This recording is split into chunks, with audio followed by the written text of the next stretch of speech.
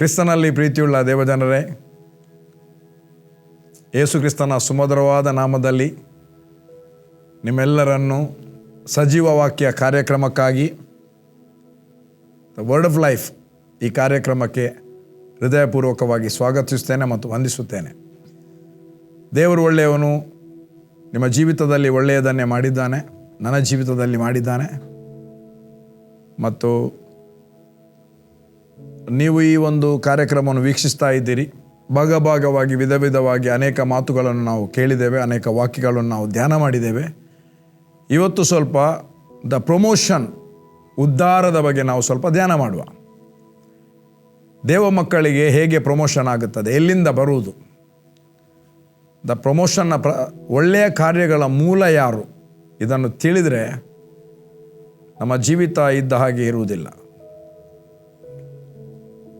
ಅನೇಕರು ದೇವರ ಮಕ್ಕಳೇ, ವಿಶ್ವಾಸಿಗಳು, ಯಾರು ಐಶ್ವರ್ಯದಲ್ಲಿರ್ತಾರ ಅಥವಾ ಉನ್ನತ ರೀತಿಯಲ್ಲಿರ್ತಾರ ಅವರಲ್ಲಿ ಡಿಪೆಂಡ್ ಆಗಿರುವವರಿದ್ದಾರೆ.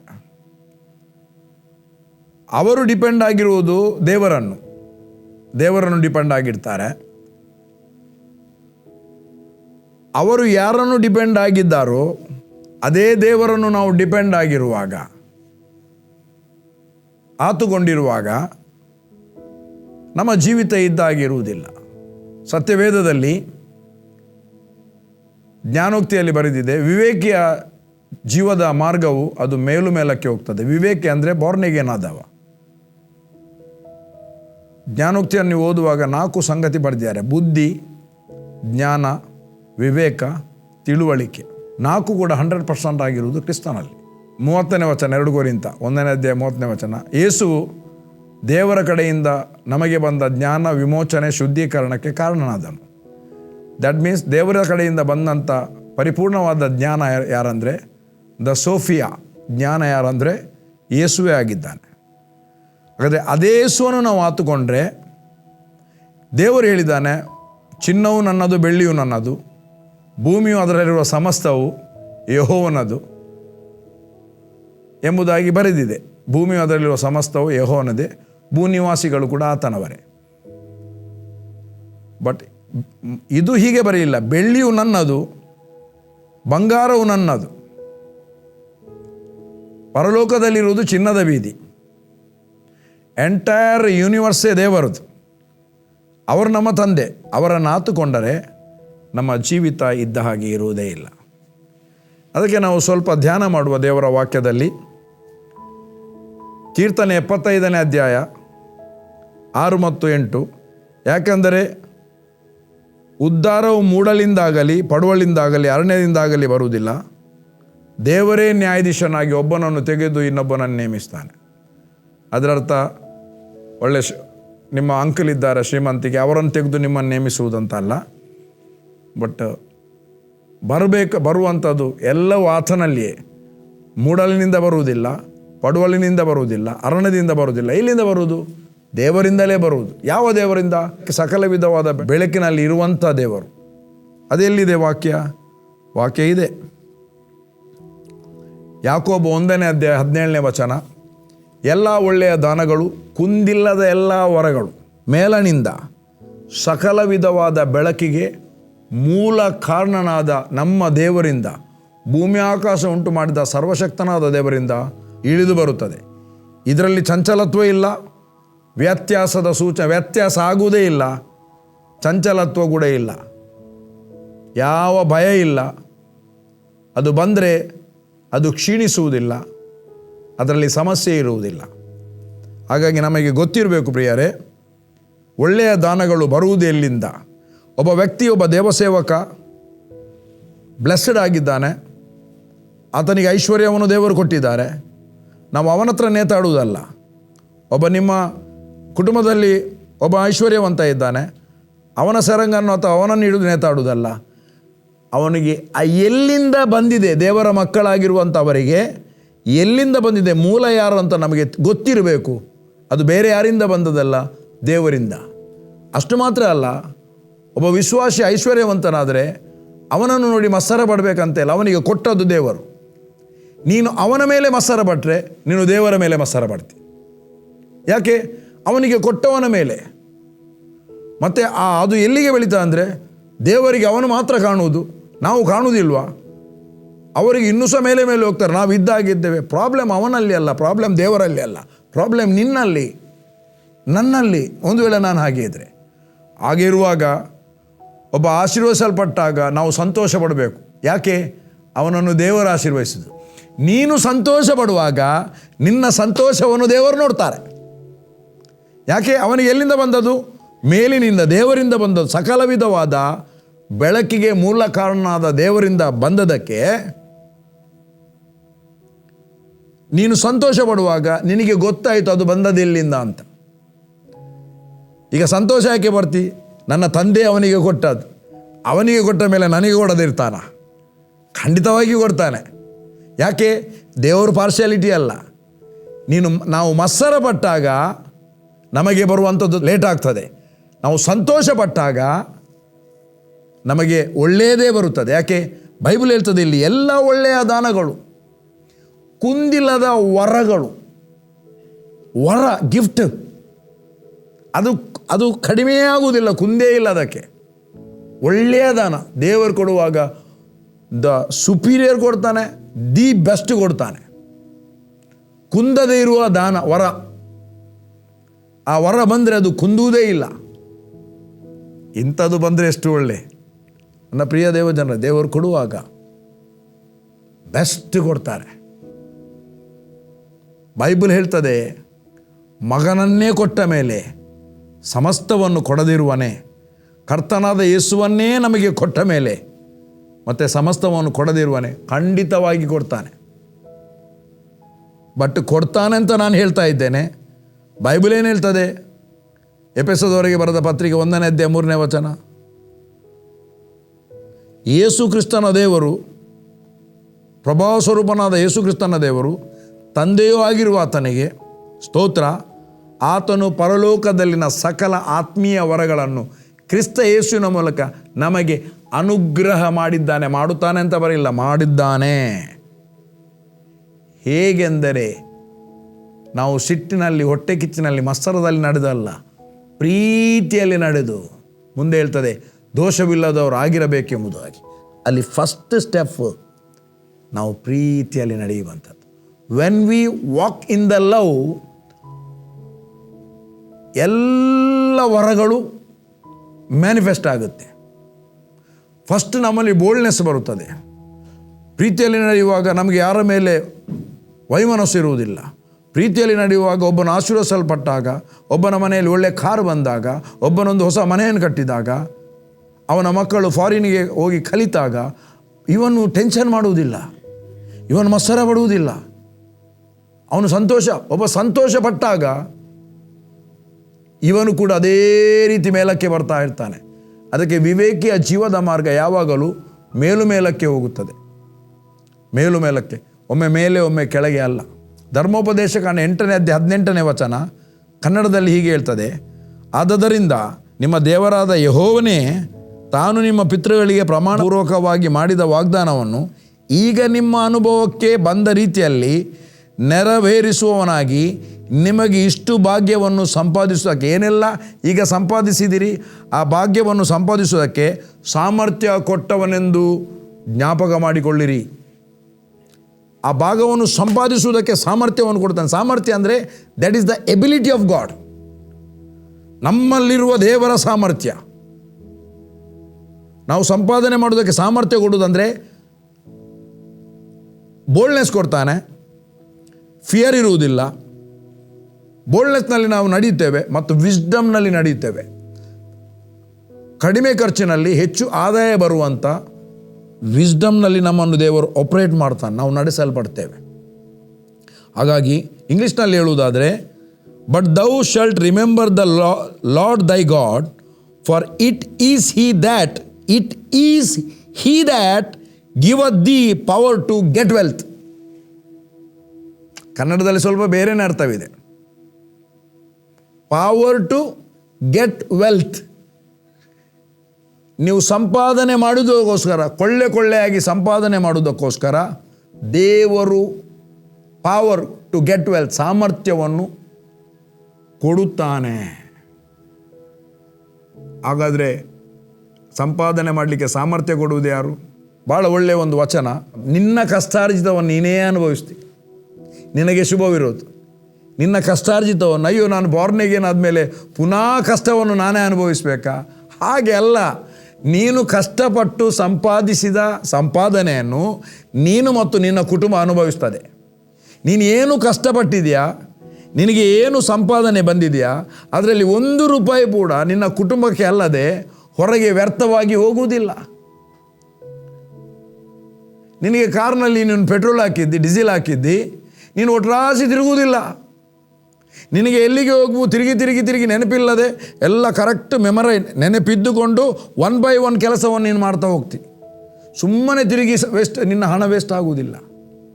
ಆ ಸುಮ್ಮನೆ ತಿರುಗುವಂಥ ಮನಸ್ಸು ಕೂಡ ಬರುವುದಿಲ್ಲ. ರೈಟ್ ಆದ ಪ್ಲೇಸ್ನಲ್ಲಿ ನಿನ್ನ ಸಂಪಾದನೆ ಯೂಸ್ ಆಗುತ್ತೆ. ಎಲ್ಲಿ ಏನು ಕೊಡಬೇಕು, ಯಾರಿಗೆ ಹೇಗೆ ಕೊಡಬೇಕು, ಎಲ್ಲಿ ಹೇಗೆ ಕೊಡಬೇಕು, ಎಲ್ಲವನ್ನು ದೇವರು ವಿಸ್ಡಮ್ನಿಂದ ನಿನ್ನನ್ನು ನಡೆಸ್ತಾನೆ. ಅದು ನಮ್ಮ ದೇವರು. ಇವತ್ತು ಮುಗಿಯೋದಿದ್ರು ನೆಕ್ಸ್ಟ್ ನಾನು ಕಂಟಿನ್ಯೂ ಮಾಡ್ತೇನೆ. ಕೀರ್ತನೆ 91ನೇ ಅಧ್ಯಾಯ 14ನೇ ವಚನ ಹೇಳ್ತದೆ, ಇದು ಭಾಳ ಫ್ಯಾಂಟಾಸ್ಟಿಕ್ ಇದೆ. ಅವನು ನನ್ನಲ್ಲಿ ಆಸಕ್ತನಾಗಿರುವುದರಿಂದ ಅವನನ್ನು ರಕ್ಷಿಸುವನು. ಒಬ್ಬ ವ್ಯಕ್ತಿ ರಕ್ಷಣೆ ಹೊಂದಿದಂಥ ದೇವರ ಮಗ, ಅವನು ದೇವರಲ್ಲಿ ಆಸಕ್ತನಾಗಿರುವಾಗ ಅವನು ಪ್ರೊಟೆಕ್ಷನಲ್ಲಿಯೇ ನಡೀತಾನೆ. ಆಸಕ್ತನಂದರೆ ಫಸ್ಟ್ ಪ್ಲೇಸ್ ದೇವರಿಗೆ ಕೊಡುವುದು. ಬೆಳಗಾತ ಎದ್ದ ಕೂಡಲೇ ದೇವರಿಗೆ ಸ್ತೋತ್ರ ಮಾಡ್ತಾನೆ. ಒಂದು ವೇಳೆ ಮರೆತರೆ ತೊಂದರೆ ಇಲ್ಲ, ಹೆದರಬೇಡಿ. ಅಯ್ಯೋ ಇವತ್ತು ನಾನು ಸ್ತೋತ್ರ ಮಾಡಲಿಲ್ಲ ಅಂತ ಕಿರಿಕಿರಿ ಮಾಡಿಕೊಳ್ಬೇಡಿ. ದೇವರು ನಿಮ್ಮ ಒಳಗಿದ್ದಾನೆ. ಅಪ್ಪನಿಗೆ ಗುಡ್ ಮಾರ್ನಿಂಗ್ ಹೇಳದಿದ್ರು ಅಪ್ಪನಿಗೆ ಏನು ತೊಂದರೆ ಇಲ್ಲ. ಸಾಯಂಕಾಲ ಮನೆಯಲ್ಲಿ ಸಿಗ್ತಾನೆ ಅಂತ ಗೊತ್ತುಂಟು. ಬಟ್ ಅದು ಯಾರ ಒಳಿತಿಗೆ? ನಮ್ಮ ಒಳಿತಿಗೆ, ದೇವರ ಲಾಭಕ್ಕೆ ಅಲ್ಲ. ನಾವು ಆತನನ್ನು ಸ್ತುತಿಸುವುದು, ಆತನನ್ನು ಆರಾಧಿಸುವುದು. ಆಸಕ್ತನಾಗಿರುವುದರಿಂದ ಅಂದರೆ ದೇವರಿಗೆ ಪ್ರಥಮ ಸ್ಥಾನ ಕೊಡುವುದರಿಂದ ಹಿ ವಿಲ್ ಆಟೋಮೆಟಿಕ್ಲಿ ಪ್ರೊಟೆಕ್ಟೆಡ್. ಅವನಿಗೆ ಕೊಡಲ್ಪಟ್ಟ ದೇವದೂತರು ಫುಲ್ಲು ಕಾರ್ಯ ಪ್ರವರ್ತನೆಗೊಳ್ಳುತ್ತಾರೆ. ಎಲ್ಲಿ ಬ್ಲಾಕ್ ಆಗ್ತದೆ ಅಲ್ಲಿಂದ ಅವನನ್ನು ತಪ್ಪಿಸ್ತಾರೆ, ಎಲ್ಲಿ ಆಕ್ಸಿಡೆಂಟ್ ಆಗ್ತದೆ ಅಲ್ಲಿಂದ ತಪ್ಪಿಸ್ತಾರೆ. ಇಂಥ ಸಂಗತಿ ನನಗೆ ಆಗಿದೆ. ಕ್ಷಣ ಇಂಚಿನಲ್ಲಿ ನಾನು ತಪ್ಪಿಸಿಕೊಂಡದ್ದು ನಾನಲ್ಲ, ನನ್ನನ್ನು ದೇವರು ತಪ್ಪಿಸಿದ್ದಾನೆ. ಹಾಗಾಗಿ ದೇವರಿಗೆ ಸ್ತೋತ್ರ. ದೇವರ ಕೃಪೆಯಿಂದಾಗಿ 1985ರಿಂದ ಇದುವರೆಗೆ ನಾನು ಡ್ರೈವಿಂಗ್ ಮಾಡ್ತಾ ಇದ್ದೇನೆ. ಹೋಗುವಾಗ ಬರುವಾಗ ಪ್ರೊಟೆಕ್ಷನ್. ಮಕ್ಕಳು ಸಣ್ಣ ಇರುವಾಗ ವ್ಯಾನಲ್ಲಿ ಹೋಗ್ತಿದ್ರು. ಎವ್ರಿ ಡೇ ಅವರನ್ನು ಕಳಿಸುವಾಗ ತಲೆಗೆ ಕೈ ಇಟ್ಟು ನಾನು ಪ್ರೇಯರ್ ಮಾಡಿ ಕಳಿಸ್ತಿದ್ದೆ. ಅವರು ಪ್ರೊಟೆಕ್ಷನಲ್ಲಿ ಹೋಗ್ತಿದ್ರು, ಪ್ರೊಟೆಕ್ಷನಲ್ಲಿ ಬರ್ತಿದ್ರು. ಅವರಿರುವ ಕಾರೆಲ್ಲ ಪ್ರೊಟೆಕ್ಷನ್ನೇ. ಅವನು ನನ್ನಲ್ಲಿ ಆಸಕ್ತನಾಗಿರುವುದರಿಂದ ಅವನನ್ನು ನಾನು ರಕ್ಷಿಸುವೆನು. ಇದು ನನ್ನ ಸಾಮರ್ಥ್ಯದಿಂದ ಆದದಲ್ಲ, ದೇವರಿಗೆ ಪ್ರಥಮ ಸ್ಥಾನ ಕೊಟ್ಟದನ್ನು ರಕ್ಷಿಸುವೆನು. ಮತ್ತು ಅವನು ನನ್ನ ನಾಮವನ್ನು, ಕರ್ತನಾದ ಯೇಸುವಿನ ನಾಮವನ್ನು ಅರಿತವನಾಗಿರುವುದರಿಂದ ಅವನನ್ನು ಉದ್ಧರಿಸುವೆನು. I will promote thee. ನಾನು ಉದ್ಧರಿಸುವೆನು. ಉದ್ಧಾರಕ್ಕೆ ಮೂಲ ನಾವು ಯಾವುದೋ ದೇವಸೇವಕರ ಹೆಸರು ಗೊತ್ತಿದ್ದದಕ್ಕೆ ಅಲ್ಲ. ನಿನಗೆ 100 ದೇವಸೇವಕರ ಮೊಬೈಲ್ನಲ್ಲಿ ಫೋನ್ ನಂಬರ್ ಇರ್ಬೋದು. ನನಗೆ ಪ್ರಾಬ್ಲಮ್ ಆದರೆ 10 ಅಯ್ಯೋ ನೀನು 10 ಮಂದಿ ದೇವಸೇವಕರಿಗೆ ಫೋನ್ ಮಾಡೋದಕ್ಕೆ ನೇರ ದೇವರ ಹತ್ರ ಮಾತಾಡಲ್ಲ. ಯೇಸುವಿನ ನಾಮದಲ್ಲಿ ಮಾತನಾಡು, ತಂದೆ ಹತ್ರ ಮಾತನಾಡು. 20 ದೇವಸೇವಕರಿಗೆ ಫೋನ್ ನಂಬರ್ ನಿಮ್ಮ ಫೋನ್ನಲ್ಲಿ ಇಟ್ಕೊಂಡ್ರೆ ಏನಾಗುವುದಿಲ್ಲ.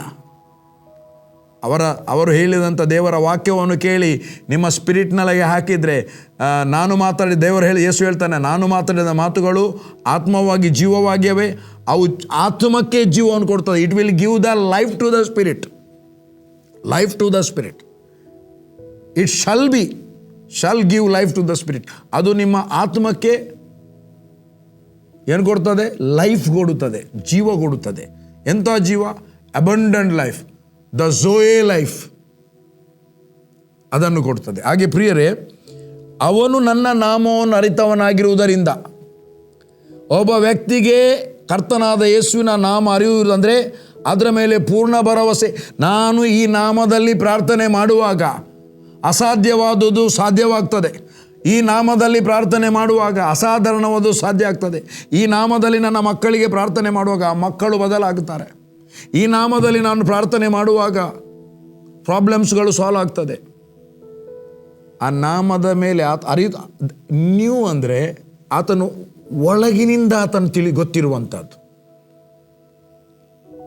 ಆ ನಾಮದಲ್ಲಿ ಏನು ಶಕ್ತಿ ಇದೆ, ಏನು ಆಗ್ತದೆ ಎಂಬುದಾಗಿ ತಿಳಿದಿರುವಂಥದ್ದು. ಅದಕ್ಕೆ ನನ್ನ ನಾಮವನ್ನು ಆತನು ಅರಿತವನಾಗಿರುವುದರಿಂದ ಅವನನ್ನು ಉದ್ಧರಿಸುವನು. ಯಾವಾಗ ನಿಮಗೆ ಆ ನಾಮದಲ್ಲಿ ಏನಿದೆ ಎಂಬುದಾಗಿ ಗೊತ್ತಾದಾಗ ಆಟೋಮೆಟಿಕ್ಲಿ ಪ್ರಮೋಷನಲ್ಲಿಯೇ ಹೋಗ್ತಾ ಇರ್ತೀರಿ, ಎಂದಿಗೂ ಕೆಳಗೆ ಇಳಿಯುವುದಿಲ್ಲ.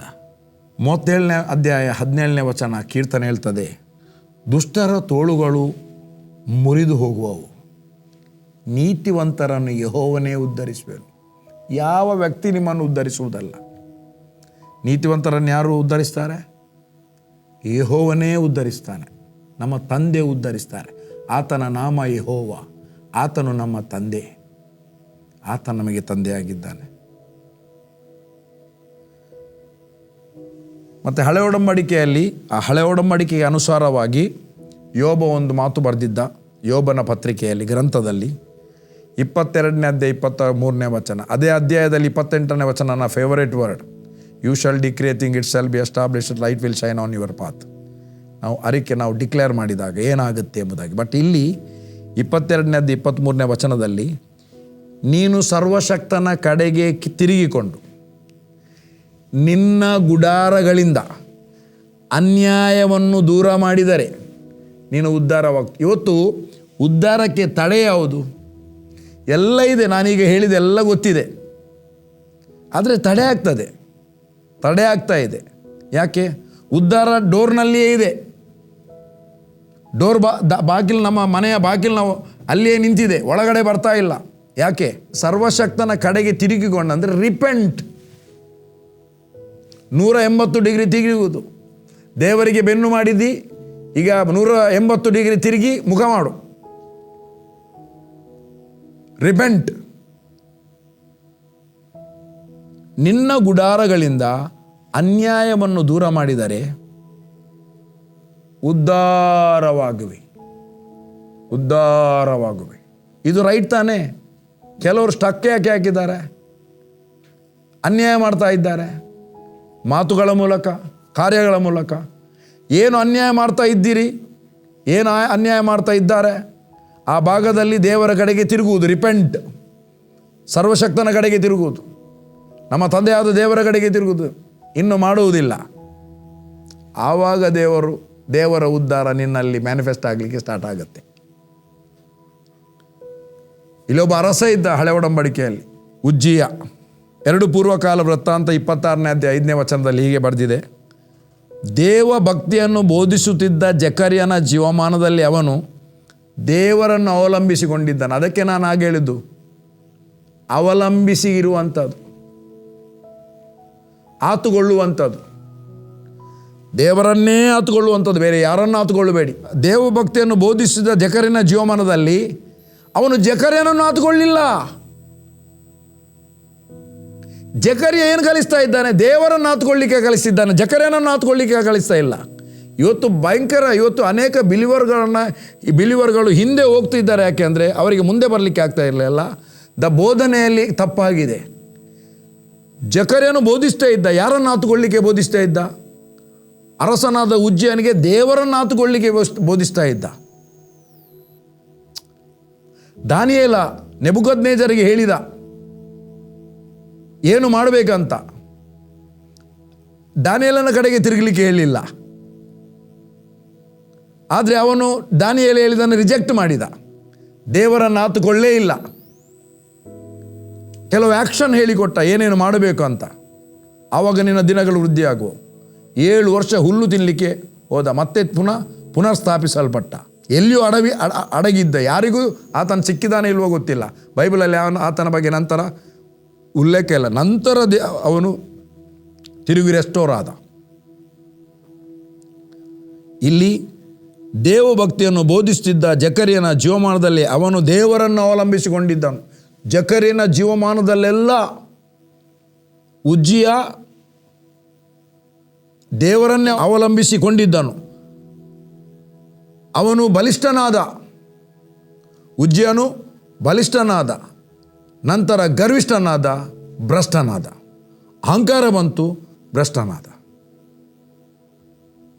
ಒಬ್ಬ ನನ್ನೊಟ್ಟಿಗೆ ರಕ್ಷಣೆ ಹೊಂದದ ಒಬ್ಬ ಯಮನಸ್ಥ ಇದ್ದ, ನನಗಿಂತ ಒಂದು 2 ವರ್ಷ ದೊಡ್ಡ, 2-3 ವರ್ಷ ದೊಡ್ಡ. ಅವನಿಗೆ ಸಭೆ ಯಾವಾಗಲೂ ಅವನ ಈಗ ಮಕ್ಕಳೆಲ್ಲ ದೊಡ್ಡದಾಗಿ ಸೆಟ್ಲ್ ಆಗಿದ್ದಾರೆ, ಮದುವೆ ಆಗಿದೆ, ಸೆಟ್ಲ್ ಆಗಿದ್ದಾರೆ. ಅವನು ಕೂಡ ಈಗ ಏನು ತೊಂದರೆ ಇಲ್ಲ, ಭಾಳ ಒಳ್ಳೆ ಫಿನಾನ್ಷಿಯಲ್ ಹೆಲ್ದಿ ಇದ್ದಾನೆ. ಆವಾಗ ಪ್ರತಿ ವರ್ಷ ಫೀಸ್ ಕಟ್ಟಲಿಕ್ಕೆ ಅವರಿಗೆ ತುಂಬ ಕಷ್ಟ ಆಗ್ತಿತ್ತು. ಒಬ್ಬನೇ ದುಡಿಯುವುದು, ಮಕ್ಕಳಿದ್ರು. ಆವಾಗ ಸಭೆ ಅವನ ಜೊತೆಯಲ್ಲಿ ನಿಂತಿತ್ತು. ನಾನು ಮಂಗಳೂರು ಸಭೆಯಲ್ಲಿರುವಾಗ ಆವಾಗ ಪ್ರಾರಂಭದ ದಿನದಲ್ಲಿ ಸಭೆ ನಿಲ್ತಿತ್ತು. ತುಂಬ ವರ್ಷ ಮಾಡಿತ್ತು.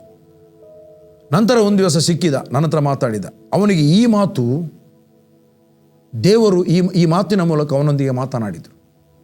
ಅವನು ಹೇಳಿದ, ಜಾನ್, ದೇವರು ನನ್ನನ್ನು ಬಲಿಷ್ಠ ಮಾಡಲಿಕ್ಕೆ, ದೇವರು ನನ್ನನ್ನು ಸ್ಟ್ರಾಂಗ್ ಮಾಡಲಿಕ್ಕೆ ದೇವರಿಗೆ ಮನಸ್ಸಿತ್ತು. ಆದರೆ ನಾನು ಓಪನ್ ಆಗಲಿಲ್ಲ. ಯಾಕೆಂದರೆ ಬೈಬಲ್ ಹೇಳ್ತದೆ, ಉಜ್ಜಿಯನು ಬಲಿಷ್ಠನಾಗಿ ಗರ್ವಿಷ್ಠನಾದ, ಭ್ರಷ್ಟನಾದ. ಸೇಮ್ ನನ್ನ ಸ್ಟೋರಿ.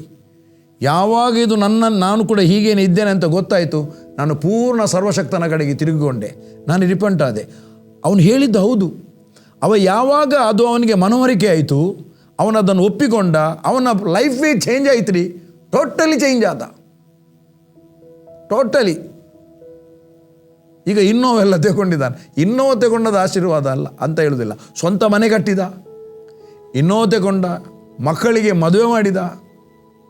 ದೇವರು ಅವನೊಟ್ಟಿಗೆ ಆ ಭಾಗದಲ್ಲಿ ನಿಂತರು. ಬಟ್ ಯಾವಾಗ ಅವನಿಗೆ ಕ್ಲಿಯರ್ ಅಂಡರ್ಸ್ಟ್ಯಾಂಡ್ ಆಯಿತು, ಆ ಉದ್ಧಾರ ಮಾಡಲಿಕ್ಕೆ ದೇವರಿಗೆ ಮನಸ್ಸಿತ್ತು, ಉದ್ಧಾರ ಅವನ ಒಳಗಡೆ ಇತ್ತು, ಆಗಲಿಲ್ಲ. ಯಾಕೆ ತಡೆ? ಬಲಿಷ್ಠ ಮಾಡಲಿಕ್ಕೆ ಮನಸ್ಸಿತ್ತು, ಗರ್ವಿಷ್ಠನಾದ, ಭ್ರಷ್ಟನಾದ. ಇದನ್ನು ನೆಕ್ಸ್ಟ್ ಕಂಟಿನ್ಯೂ ಮಾಡ್ತೇನೆ. ನನ್ನ ಪ್ರಿಯ ದೇವಜನರೇ, ಒಂದು ವರ್ಡ್ ಓದಿ ನಾವು ಪ್ರಾರ್ಥನೆ ಮಾಡಿಕೊಳ್ಳೋಣ. ಆದಿಕಾಂಡ 24ನೇ ಅಧ್ಯಾಯ 35ನೇ ವಚನದಲ್ಲಿ ಎಲಿಯಾಜರ್ ಎಂಬವನಿದ್ದಾನೆ, ಅಬ್ರಹಾಮನ ಸೇವಕ. ಈಸಾಕನಿಗೆ ಹುಡುಗಿ ತರುವುದಕ್ಕೋಸ್ಕರ ಲಾಬಾನನ ಮನೆಗೆ ಅವನನ್ನು ಕಳಿಸ್ತಾರೆ.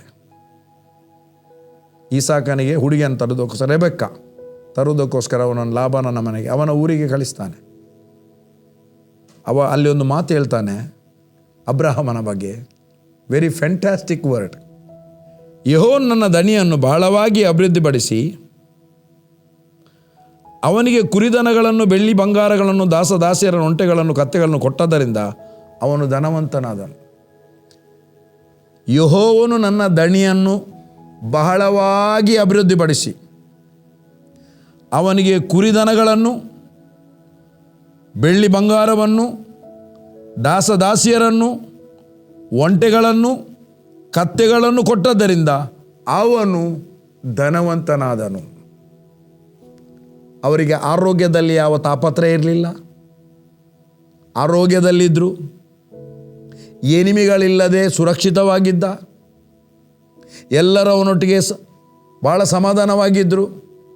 ಅರಸನು ಕೂಟ ದೇವರ ದಯೆ ಅವನಲ್ಲಿದ್ದರಿಂದ ಅಬ್ರಹಾಮನ ಹೆಂಡತಿಯನ್ನು ಕೊಂಡೋಗಿ ಮದುವೆ ಆಗಲಿಕ್ಕೆ ಇಟ್ಟಿದ್ದ ತಂಗಿ ಅಂತ ಹೇಳಿದ್ದಕ್ಕೆ, ಆದರೆ ದೇವರು ಆ ರಾತ್ರಿ ಕನಸಿನಲ್ಲಿ ಮಾತನಾಡಿದ. 20ನೇ ಅಧ್ಯಾಯದಲ್ಲಿ ಆದಿಕಾಂಡ, ಅವನು ಪ್ರವಾದಿ, ನಿನಗೋಸ್ಕರ ನನಗೆ ಪ್ರಾರ್ಥನೆ ಮಾಡುತ್ತಾನೆ, ನೀನು ಬದುಕುತ್ತಿ ಎಂಬುದಾಗಿ. ಇಮಿಡಿಯೇಟ್ಲಿ ಎಚ್ಚೆತ್ತುಕೊಂಡ ಅಬ್ರಹಾಮನ ಹತ್ರ ಬಂದ ಅರಸ, ಗೆರಾರಿನ ಅರಸ, ಅಭಿಮಲೇಕ. ಅವನು ಸಾರಳನ್ನು ತಂದು ಅವನಿಗೆ ಹಿಂದೆ ಕೊಡ್ತಾನೆ, ಮತ್ತು ಬೇಕಾದಷ್ಟು ಹಣವನ್ನೆಲ್ಲ ಕೊಟ್ಟು ಅವರನ್ನು ಕಳಿಸ್ತಾನೆ, ಸಮಾಧಾನದಲ್ಲಿ ಕಳಿಸ್ತಾನೆ. ಪ್ರಿಯ ದೇವಜನರು, ದೇವರ ಕೃಪೆ ನಮ್ಮಲ್ಲಿದ್ದರೆ ನಮ್ಮನ್ನು ಎದುರಿಸಲಿಕ್ಕೆ ಯಾರಿಗೂ ಆಗುವುದಿಲ್ಲ. ಹಾಗಾಗಿ ದೇವರ ಕೃಪೆಯನ್ನೇ ಆತುಕೊಂಡು ಜೀವಿಸಿ, ಕರ್ತನಾದ ಯೇಸುವನ್ನು ಆತುಕೊಂಡು ಜೀವಿಸುವಾಗ ನಿಮ್ಮ ಜೀವಿತ ಇದ್ದಾಗಿರುವುದಿಲ್ಲ. ಸೊ ಈ ಉದ್ಧಾರ, ಇವತ್ತು ನಾನು ಸ್ವಲ್ಪ ಫಿನಾನ್ಷಿಯಲ್ ಬಗ್ಗೆ ಮತ್ತು ಕೆಲವೊಂದು ಬೇರೆ ಬಗ್ಗೆ ಮಾತಾಡಿದೆ. ನೆಕ್ಸ್ಟ್ ಹೇಗೆ ಪ್ರಮೋಟ್ ಆಗುತ್ತೆ, ಎಷ್ಟೇ ಮಂದಿ ನಮಗೆ ತಡೆ ಒಡ್ಲಿ, ಆ ತಡೆಗಳ ಮಧ್ಯದಲ್ಲಿ ಒಬ್ಬ ವ್ಯಕ್ತಿಯನ್ನು ದೇವರು ಹೇಗೆ ಪ್ರಮೋಟ್ ಮಾಡ್ತಾನೆ, ಅದನ್ನು ನೆಕ್ಸ್ಟ್ ವೀಕ್ನಲ್ಲಿ ನಾನು ಮಾತನಾಡ್ತೇನೆ. ಸೊ ದೇವರು ನಿಮ್ಮನ್ನು ಆಶೀರ್ವದಿಸ್ತಾನೆ. God bless you. ಒಂದು ವಚನವನ್ನು ನಿಮಗೆ ಹೇಳಿ ಅದನ್ನು ಡಿಕ್ಲೇರ್ ಮಾಡಿ ನಾನು ಪ್ರಾರ್ಥನೆ ಮಾಡ್ತೇನೆ. 105ನೇ ಕೀರ್ತನೆ 24ನೇ ವಚನ ಕರೆಕ್ಟಾಗಿ ಕೇಳಿ, ನಿಮ್ಮ ಜೀವಿತಕ್ಕೆ ಇದನ್ನು ಅಪ್ಲೈ ಮಾಡಿ. ನಿಮ್ಮ ಮಕ್ಕಳಿಗೆ, ನಿಮ್ಮ ಕುಟುಂಬಕ್ಕೆ ಈ ವರ್ಡನ್ನು ನಂಬಿಕೆಯಿಂದ ಘೋಷಿಸಿ ಮತ್ತು ನಿಮ್ಮ ಪ್ರಾರ್ಥನೆಯಲ್ಲಿ ಎವ್ರಿಡೇ ಹೇಳಿ, ದೇವರು ತನ್ನ ಜನರಂತೆ, ದೇವರು ನಮ್ಮ ಕುಟುಂಬವನ್ನಂತ ಹೇಳಿ, ದೇವರು ತನ್ನ ಜನರನ್ನು ಬಹಳವಾಗಿ ವೃದ್ಧಿ ಮಾಡಿ ಅವರು ಶತ್ರುಗಳಿಂದ ಬಲಿಷ್ಠರಾಗುವಂತೆ ಮಾಡಿದನು. ಹೇಳಿ, ದೇವರು ನಮ್ಮ ಕುಟುಂಬವನ್ನು ಬಹಳವಾಗಿ ವೃದ್ಧಿ ಮಾಡಿ, ದೇವರು ನಮ್ಮ ಫ್ಯಾಮಿಲಿಯನ್ನು ಬಹಳವಾಗಿ ವೃದ್ಧಿ ಮಾಡಿ, ದೇವರು ನಮ್ಮ ಸಭೆಯನ್ನು ಬಹಳವಾಗಿ ವೃದ್ಧಿ ಮಾಡಿ, ದೇವರು ನಾವು ಸಿಬ್ಲಿಂಗ್ಸನ್ನು ಬಹಳವಾಗಿ ವೃದ್ಧಿ ಮಾಡಿ, ನಾವು ಎಲ್ಲ ಶತ್ರುಗಳಿಗಿಂತ ಬಲಿಷ್ಠರಾಗುವಂತೆ ಮಾಡಿದ್ದಾನೆ. ಡ್ಯಾಡಿ ನಿನಗೆ ಸ್ತೋತ್ರ, ತಂದೆ ನಿನಗೆ ಸ್ತೋತ್ರ. Thank you Lord. ತಂದೆಯಾದ ದೇವರೇ, ನೀನು ನಮ್ಮನ್ನು ಬಹಳವಾಗಿ ವೃದ್ಧಿ ಮಾಡಿ ಎಲ್ಲ ವಿರೋಧಿಗಳಿಗಿಂತ, ವೈರಿಗಳಿಂದ ಬಲಿಷ್ಠರನ್ನಾಗಿ ನಮ್ಮನ್ನು ಮಾಡಿದ್ದಿ. ನಿನಗೆ ಸ್ತೋತ್ರವನ್ನು ಮಾಡುತ್ತೇವೆ ಸ್ವಾಮಿ. ಈ ದಿವಸ ನಿನ್ನ ವಾಕ್ಯವನ್ನು ಕೇಳಿದಂಥ ಪ್ರತಿಯೊಬ್ಬ ಜನರಿಗಾಗಿ ಸ್ತೋತ್ರ. ಇವತ್ತು ನೀನು ಕೊಡುವಂಥ ಉದ್ಧಾರದ ಬಗ್ಗೆ ಮಾತನಾಡಿದ್ದೇನೆ. ಓ ಕರ್ತನೇ, ನೀನು ನನ್ನ ಮೂಲಕ ಜನರೊಂದಿಗೆ ಮಾತನಾಡಿದ್ದಿ.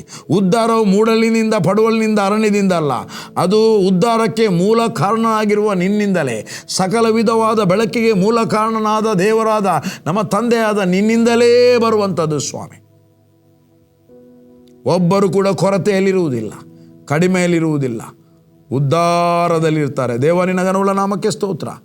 ಮಕ್ಕಳು ಪ್ರಮೋಷನ್ ಆಗಲಿ, ಮಕ್ಕಳು ಕಲಿಯುವುದರಲ್ಲಿ ಪ್ರಮೋಟ್ ಆಗಲಿ. ತಂದೆ, ಎಲ್ಲೆಲ್ಲಿ ಕೆಲಸದಲ್ಲಿದ್ದಾರೆ ಅವರ ಪೋಸ್ಟ್ ಪ್ರಮೋಟ್ ಆಗಲಿ, ಯೇಸುವಿನ ನಾಮದಲ್ಲಿ ತಂದೆ. Amen, amen. ಪ್ರಿಯ ದೇವಜನರೇ, ನನ್ನ ಮಿಸ್ಸಸ್ಸಿಗೆ ತುಂಬ ವರ್ಷದಿಂದ ಕೆಲಸ ಮಾಡ್ತದೆ ಸ್ಟಾಫ್ ನರ್ಸ್ ಆಗಿ ಗೌರ್ಮೆಂಟ್ನಲ್ಲಿ. ನಾನೊಂದು ಆಕೆಗೆ ಪ್ರಾರ್ಥನೆ ಮಾಡಿದೆ, ಆಕೆಗೆ ಪ್ರಮೋಷನ್ ಆಗಬೇಕು. ಪ್ರಮೋಷನ್ ಆದ ಕೂಡಲೇ ಟ್ರಾನ್ಸ್ಫರ್ ಮಾಡ್ತಾರೆ. ಮಂಗಳೂರು ಬಿಟ್ಟು ಹೊರಗೆ ಹೋಗಬಾರ್ದು. ಸೆಕೆಂಡ್, ನೈಟ್ ಡ್ಯೂಟಿ ಆಕೆಗೆ ನೀರಬಾರ್ದು.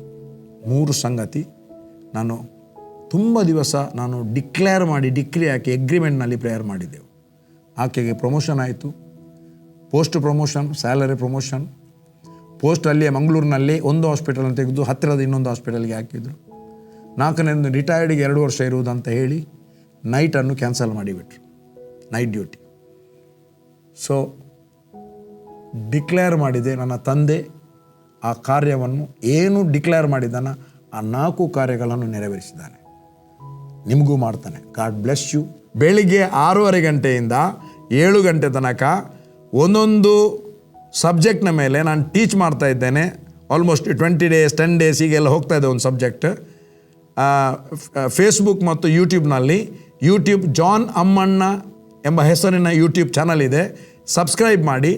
ಫೇಸ್ಬುಕ್ ಇದೆ ಹೆರಿಕ್ ಜಾನ್ ಅಮ್ಮಣ್ಣ, ಅದನ್ನು ಕೂಡ ನೀವು ಲೈಕ್ ಮಾಡಿ. ಸೊ ನಿಮಗೆ ಅದರಲ್ಲಿ ನೋಟಿಫಿಕೇಷನ್ ಬರುತ್ತೆ. ಅಷ್ಟು ಮಾತ್ರ ಅಲ್ಲ, ಬೋಳೂರು ಮಿಷನ್ ಕಾಂಪೌಂಡ್ನಲ್ಲಿ ಎವ್ರಿ ಸಂಡೇ ಬೆಳಿಗ್ಗೆ 8:30ಯಿಂದ ಮಧ್ಯಾಹ್ನ 11 ಗಂಟೆ ತನಕ ಭಾನುವಾರದ ಆರಾಧನೆ ನಡೀತಾ ಇದೆ. ಕುಟುಂಬಗಳು ಬರ್ತಾ ಇದ್ದಾರೆ. ನೀವು ಕೂಡ ಬೇರೆ ಸಭೆಗೆ ಹೋಗದಿದ್ದರೆ ನಮ್ಮಲ್ಲಿ ಬನ್ನಿ, ಮಂಗಳೂರಿನವರು ಜಾಯ್ನ್ ಆಗಿ ಒಳ್ಳೆ ಆರಾಧನೆ ಮತ್ತು ದೇವರ ವಾಕ್ಯದ ಕೇಳುವ, ಒಟ್ಟಾಗಿ ಸೇರಿ ಏಕ ಮನಸ್ಸಿನಿಂದ ತಂದೆಯಾದ ದೇವರಿಗೆ ಘನಮಾನ ಮಹಿಮೆಯನ್ನು ಸಲ್ಲಿಸೋಣ. You are blessed. ಬಾಯ್.